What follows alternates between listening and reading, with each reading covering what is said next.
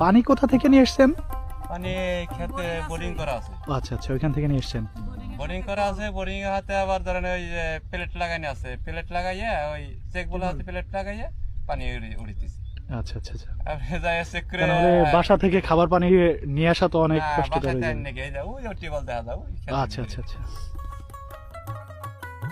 পেঁয়াজ মরিচ আর টমেটোর সালাদ এবং ভর্তা দিয়ে গরম ভাত সারাদিনের ক্লান্তি দূর করার জন্য যথেষ্ট।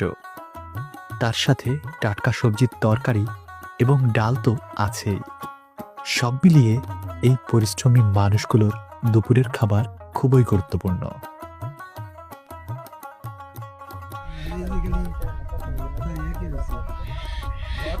আমরা খালি এনে না ওই এই খেতে কাম করতে পারছে ভর্তা দুপুরে তরকারি কম থাকলে কিংবা নষ্ট হয়ে গেলে ভর্তা করি।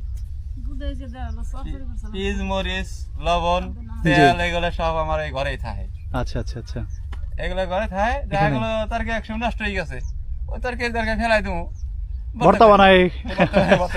এখন তো শীতের দিনে এখন নষ্ট হবি না। হুম হুম।